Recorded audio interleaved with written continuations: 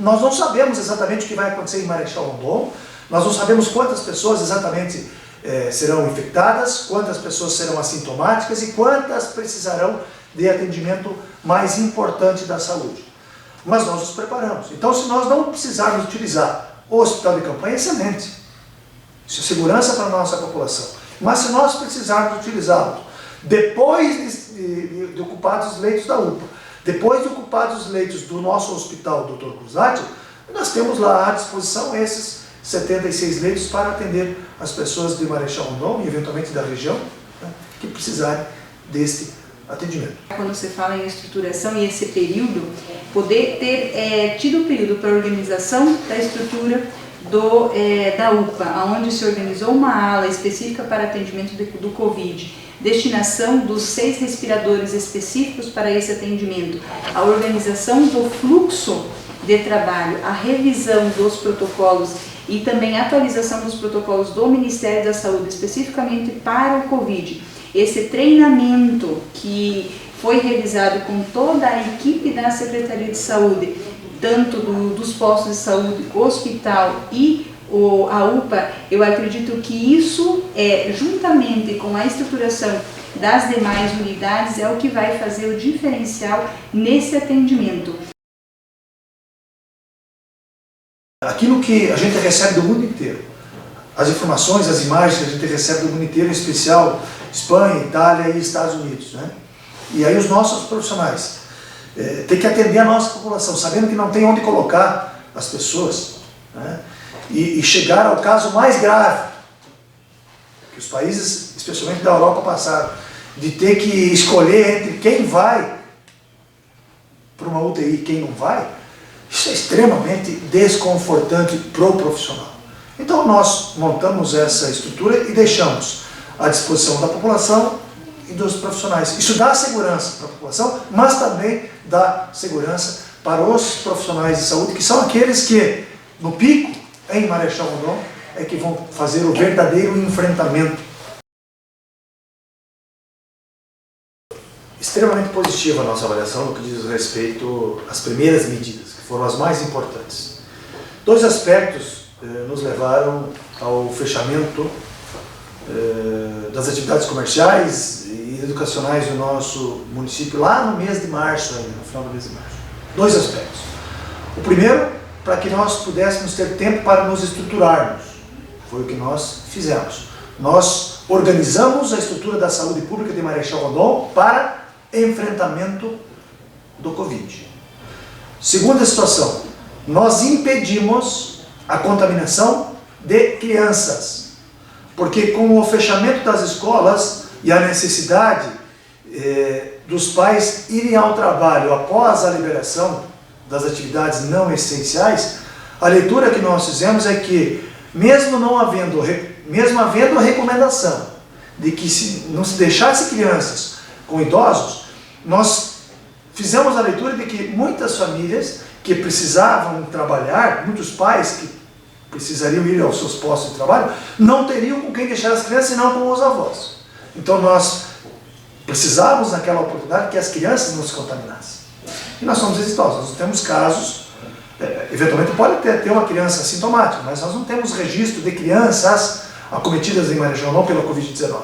Então nós somos exitosos nisso também. Essas foram as 2 primeiras medidas importantes, ou os 2 principais fatores que nos levaram àquela primeira medida, ao primeiro decreto fechando o comércio de Marechal Rondon e atividades escolares pelos 10 dias. E tenho certeza que nós somos exitosos nessa decisão. O uso da máscara, a higienização das mãos, a lavagem das mãos, ou o uso do álcool gel e o tapete sanitário contribuiu também para que a gente tivesse um alargamento da curva. Porque o uso da máscara, ela é para eu me proteger. Se eu estou, por exemplo, contrair o Covid e estou assintomática, o uso da máscara é para eu me proteger e proteger a outra pessoa. Então, essa é uma das grandes medidas que eu acredito que seja extremamente eficaz na questão da disseminação do vírus. A gente percebe que nos grandes centros essa foi uma das medidas um pouco mais tardias. E quando você usa máscara, a gente tem que ter essa visão de que eu estou usando para me proteger.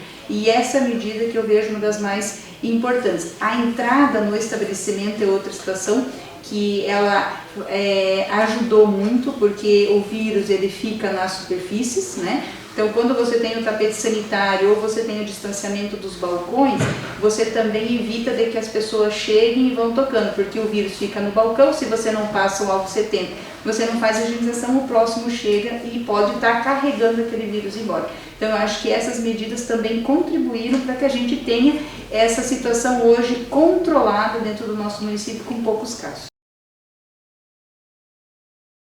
A decisão é exclusiva do COI.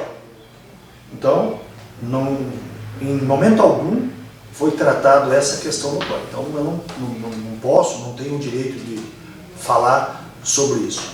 Obviamente que tem algumas atividades econômicas que não puderam retomar ainda, ou não puderam ser retomadas, e que procuram o prefeito, que procuram membros do COI, procuram secretários, pedindo socorro, porque eles também precisam voltar às suas atividades. É um dos assuntos que nós vamos tratar na próxima reunião do COI. Então, permitir que atividades retomem, isto é possível. Agora, as medidas sanitárias, o distanciamento, o gel, a água, o tapete sanitário, né? A higienização como um todo, isso nós não vamos afrouxar, porque não é hora. Eu acho que com a chegada do inverno, se nós tivermos que alterar, nós temos que ser mais rigorosos no controle sanitário. Nós lá atrás tínhamos uma informação do Ministério da Saúde que o pico seria lá pelo dia 14 ou dia 15 de abril. Lá no final de março, quando a gente expôs a situação ao prefeito e ao COI da estruturação do hospital de campanha, foi trabalhando com essa primeira expectativa que os números nos mostraram. O segundo momento foi nos dito que seria no início de maio. O início de maio por volta desta semana que estamos acontecendo. Os números, graças a Deus, nos mostram que este pico não irá acontecer nessa semana de maio. Mas a próxima evolução, por conta do Ministério da Saúde, isso está no Boletim Epidemiológico 7, mostra que vai ser lá pelo início do mês de junho. Agora, o que vejo a grande diferença no boletim, porque o boletim é uma previsão, é aquelas ações que cada município está fazendo de forma individualizada, que é o que o Ministério da Saúde já diz. Eles norteiam como um todo, mas que a situação epidemiológica ela fica por conta do estado e do município. Então, através dos números de notificação, casos positivos, a gente vai conseguir tateando quando pode ou não ter o pico, porque se nós estivermos com vários casos ao longo do tempo, a nossa curva ela vai ser uma curva mais achatada. Se nós começarmos a ter inúmeros casos como outros municípios, a gente percebe que quanto maior o aumento dos casos, mais rápido aquele município vai chegar na curva. Então, a nossa curva no município ela está achatada. Então, nós trabalhamos em cima de boletins e informações do Ministério da Saúde. Eu acredito que isso é muito pessoal, né, de cada um, porque quando você olha o boletim, veio 2 casos positivos. Até há poucos dias atrás a gente não tinha nenhum caso suspeito.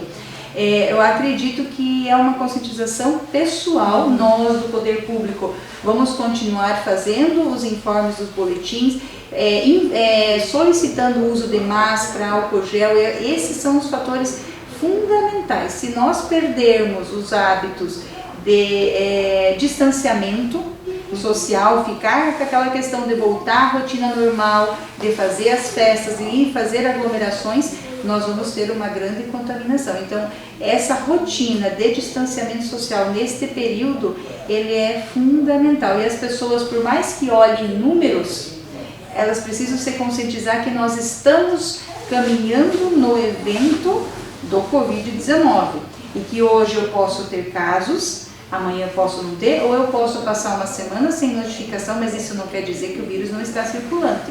Vamos pegar os municípios de Guaíra, Foz do Iguaçu, Assis. É a mesma situação que eu vinha dizendo da dengue. Nós, mais uma vez, somos um município de meio, então todos nós temos que fazer o nosso papel de casa e lembrar que nós estamos caminhando em meio a uma epidemia. Que se cada um fazer o seu papel, a gente vai ser exitoso. Então todos esses cuidados e a orientação coletiva das pessoas e das famílias vão fazer com que o município tenha um resultado positivo. Agora, se nós tivermos pessoas que vão transitar, ir e vir, e não terão a sua consciência e o cuidado, é aquela situação onde nós podemos ter uma evolução muito rápida do vírus. Outra situação que às vezes as pessoas nos perguntam, o vírus está circulando? Com certeza o vírus está circulando. Agora, quantos pacientes estão ou não sintomáticos ou não, isso nós não temos como saber, porque os estudos nos mostram que até 80% da população será assintomático ou que terá sintomas leves. Aqueles assintomáticos, eles não vão procurar o sistema de saúde. Então, se todos nós fizermos a nossa parte, a população junto com o poder público, nós vamos ser extremamente exitosos no final de todo esse caminhar da epidemia do coronavírus. Então, esses 6 milhões que vêm do governo federal são extremamente importantes para o município de Marechal Rondon, que vão permitir que a gestão decida onde ela vai investir. Se nós estamos tirando recursos que nós iríamos executar em determinadas áreas e levando para a saúde, obviamente esses recursos que vêm do governo podem suprir essa movimentação de recursos que nós fizemos dentro do orçamento. Nós temos uma nota técnica do Ministério que saiu. Posteriormente, o Ministério distribuiu aos estados uma quantidade de teste rápido que foi destinado especificamente para os servidores da Secretaria de Saúde, os de Segurança Pública e os contatos, que são as pessoas peridomiciliares ou interdomiciliares que estão envolvidos nessas categorias profissionais. Nós temos à disposição também teste rápido que, conforme análise e indicação médica, pode ser realizados pelo Siscopar. O porquê fazer ou não a testagem, e nós já temos uma discussão feita no Conselho de Saúde, já trouxemos também ao COI, porque é uma decisão em conjunto. Temos a porcentagem do falso negativo ou do falso positivo, que nos deixa assim um pouco preocupados. A outra situação é o teste rápido, que ele precisa ter na avaliação técnica enquanto equipe, IgG e IgM, o que vai mostrar se você tem infecção agora ou se você já teve uma infecção tardia. Tem testes rápidos que você precisa realizar com 7 dias do início dos sintomas e com 3 dias sem sintomas. Então, é uma questão de interpretação. Tem testes rápidos no mercado que é a partir de 5 dias do início dos sintomas. Então, nós conversamos diariamente em relação a fazer uma testagem em massa da população. Nós não recebemos ainda nenhuma orientação do Ministério da Saúde se for uma testagem em massa, qual seria a porcentagem da população? Seria a população acima de 60 anos, com as comorbidades? Então, o Ministério até sinalizou de fazer acima dos 60 anos, mas aos municípios ainda não chegou. Então, a equipe definiu um teste rápido e a gente está fazendo a aquisição de uma pequena quantidade, porque nós também aguardamos o Ministério da Saúde. Eu não tenho nada por conta do Ministério da Saúde ou da regional que autorize a venda do teste rápido em farmácia. Eu não recebi nenhuma orientação da regional, então eu realmente não poderia te dizer, e nem também dizer se há farmácias que fizeram a aquisição. Eu posso dizer dos laboratórios. Os laboratórios têm o teste rápido, que são aqueles validados pelo Ministério. Quando o paciente procura ou por orientação médica ou por espontânea, o laboratório tendo o resultado positivo, todos os laboratórios do município remetem esse resultado e a notificação para o setor da epidemiologia. Agora, de farmácias propriamente dito, nós não recebemos nenhuma orientação da regional e também nenhum questionamento para a Secretaria de Saúde. O setor de vigilância não me notificou, que normalmente essas situações a vigilância notifica. Então, até a presente data eu não tenho conhecimento.